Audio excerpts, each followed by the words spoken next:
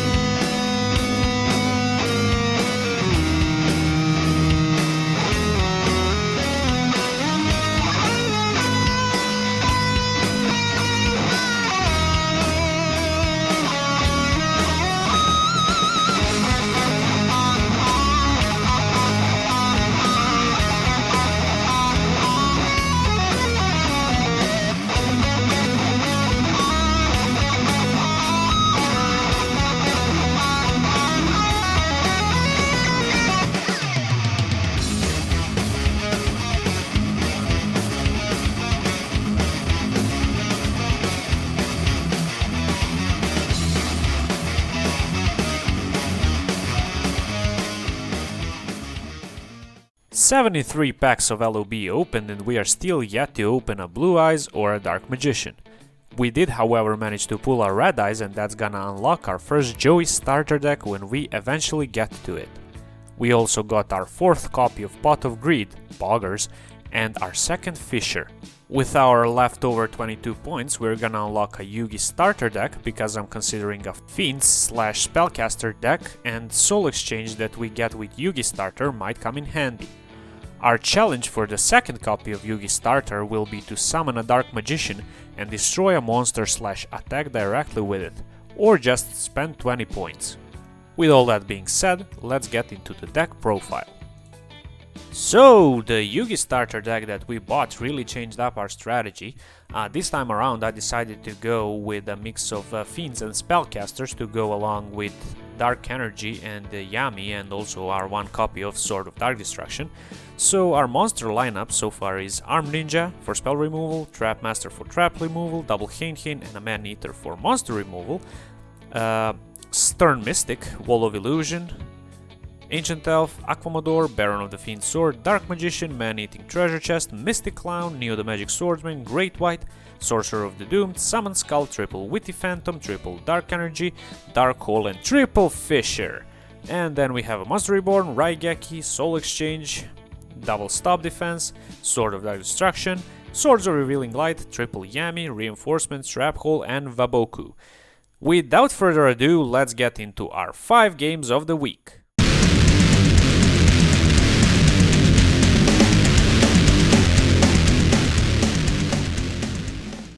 Our first game of the week is up against Zoodiac Dogmatica Eldritch, and already I'm not feeling great about this one. We are going second, and our opponent opens up with a Tanky. Using the effect of Tanky, he will add a Ram from his deck to his hand. Next, he will normal summon said Ram, overlaying it into Trident and setting to back row and passing. I will activate Raigeki, destroying the Trident, then normal summon Sorcerer, equipping it with the Sword of Dark Destruction, and declaring a direct attack. He will activate the effect of Scarlet Sanguine, and using its effect, he will summon a Golden Lord from his deck. We will just set a Trap Hole in the main phase 2 and pass our turn. Next, he will use the effect of Tanky to add a Whiptail from his deck to his hand, and on the normal summon of Whiptail, we activate Trap Hole, destroying it. He will switch his Golden Lord to attack and attack our Sorcerer. Next, he will activate the effect of Scarlet Sanguine to set a Conch from his deck. For the turn, we draw Aquamador, so we just set the Armed Ninja and we pass. He activates Nadir Servant, sending Antis from his extra deck to his graveyard and adding a Fleur-de-Lis. Next, he will use the effect of Antis, popping our Armed Ninja, and then he will summon Ecclesia using its effect to add a punishment from his deck. Then he will activate the effect of Conch to special summon it, but he remembers that he can't link it this turn, so he just attacks with everything he can. We need a really good draw this time around, but we draw into a stop defense and normal summon the Aquamador, declaring an attack on the trap monster, but he activates Ice Dragon Prison, special summoning our Sork and then banishing both of our monsters. In the last futile effort to save ourselves, we use Monster Reborn on Zoodiac Ram to special summon it in defense, but he will just link into Link Spider, special summon the Fleur-de-Lis and attack with everything for game. Not a great start to this week, honestly.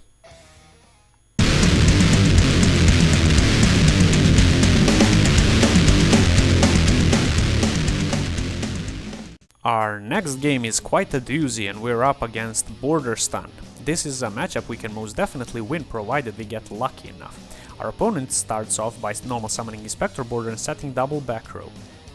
We set an Aquamador and a Bluff back row and we pass the turn. He normal summons Thunder King and attacks with him into the Aquamador, taking 100 damage in the process.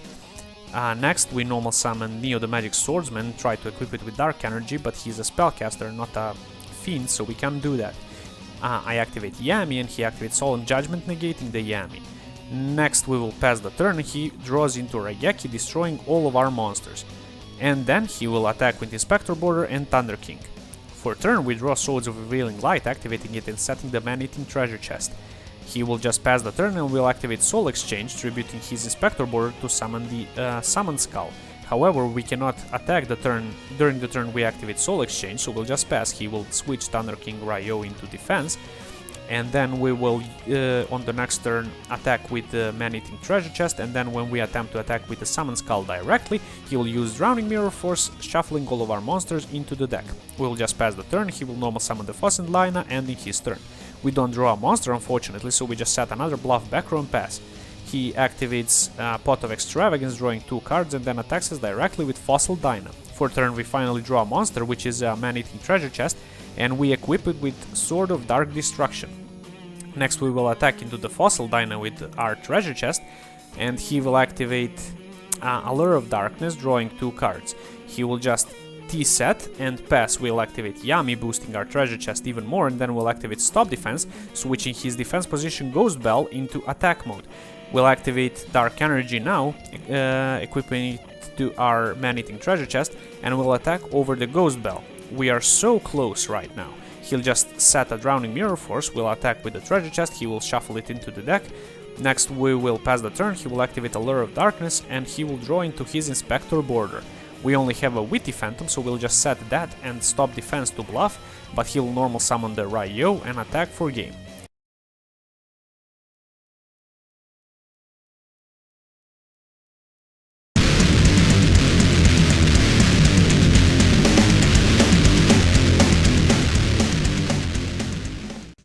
Our third game of the week is up against Vendreads, and it's a very interesting deck that I think more people should check out. So we are going first this time around, and we are just setting a Vaboku and a Witty Phantom. He opens up with a Diviner of Herald, sending a Herald of the Arclight from his extra deck to his graveyard, and using its effect he will add Vendread Battle Lord. Next, he will activate Preparation of Rites, adding the incantation Chalice Lime, and then using the effect of Chalice Lime, he will special summon a Candle from his deck while discarding a Balor Rogue. He will use the effect of Chalice Slime, adding Vendreads Revolution, and then using it to ritual summon into a Battle Lord, while also sending Vendread Hound Horde from his deck to his graveyard. Next he will use the effect of Battle Lord, banishing the evolution and calling monsters. He will then special summon the Hound Horde, and then he will link summon into a Fiber, adding another Battle Lord, sending a Core, and special summoning Glow Up Bloom from his deck. He will then activate Zombie World, summon 2 more monsters, linking them into a Vendread Savior, and then he will realize that he messed up the combo and he will decide to concede. I repeat, he decided to concede right here, guys. I mean, even if he didn't leave intentionally, I think that this win still should count, because I had to see through his combos, and we did have some plays, although admittedly not really great, but by our deck standards, those were amazing. So, 10 points, let's go!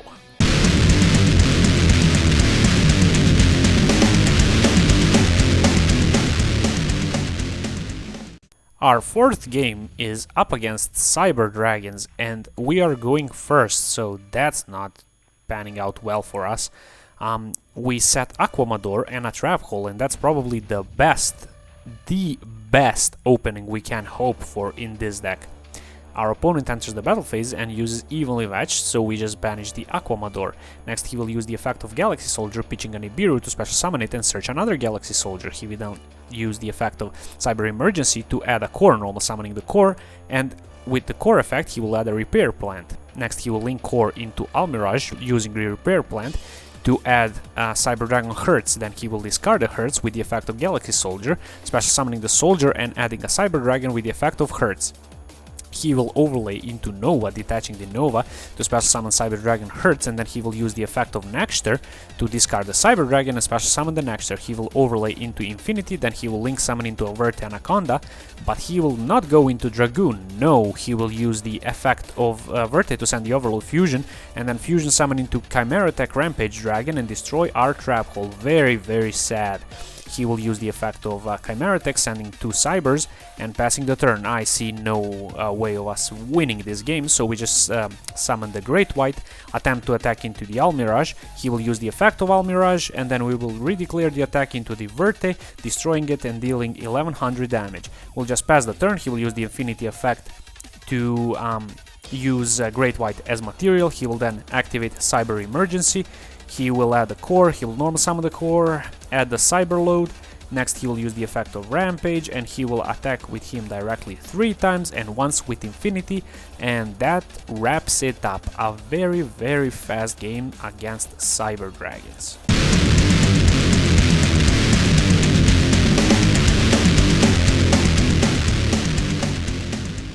Well guys, this is it, our final game of the week, and it's up against Earth Machines. It's a very interesting combo deck with a lot of potential, but I don't think anyone broke it yet. So our opponent starts off by discarding Fortress and Gearbox to special summon the Fortress. Then he will activate the effect of Brutal Dozer, tributing the Fortress to special summoning it and using its effect to special summon the Trencher from his deck. Next he will Exceed summon into River Stormer, and using the effect of River Stormer he will add a Super Express Bullet Train to his hand. Next he will link summon a Goliath and then tribute the Goliath to special summon the River Stormer. Then he will link the River Stormer into another Goliath, and then he will use the effect of Trencher, bringing back another monster to make Anger Knuckle. Next he will special summon his Bullet Train, and then using the effect of Derrick Crane to special summon itself, he will Exceed summon into number 81, Super Dreadnought Rail Cannon Super Dora. Shoutouts to Rank 10 Yu-Gi-Oh, by the way.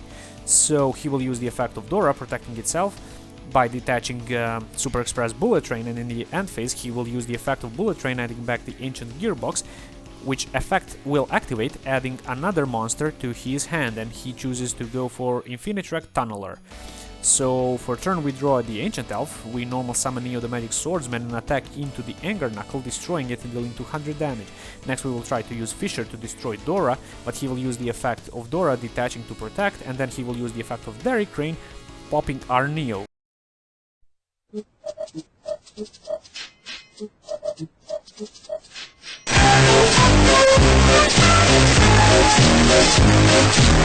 We will will just set double bluff back rows, and it's all downhill from here. He will use the effect of Infinitrack Anchor Drill, special summoning the box, making them both level 8 and going into a Dingirsu. He will send our stop defense, and then he will discard 2 for Fortress, special summoning the Fortress, and then using the effect of Tunneler, shuffling back 5 machines into his deck to draw 2 cards. Next he will switch the Dora to attack mode, Xyz summoning over it into a Lib, and it's game, ladies and gentlemen. We have lost our final game of the week, but it was a doozy. This episode was really productive. We destroyed 7 monsters and dealt 4,700 damage. We also progressed from LOB to Yugi starter, and I'm very happy about that. If we add up the leftover points from previous episode, we will be starting the week with 13 points, so that means that we could buy a starter deck Kaiba and boost our deck even more. If you at all enjoyed the content that was presented to you, please consider liking the video and subscribing to the channel, as it for sure keeps my depression away. Thanks for watching, bye!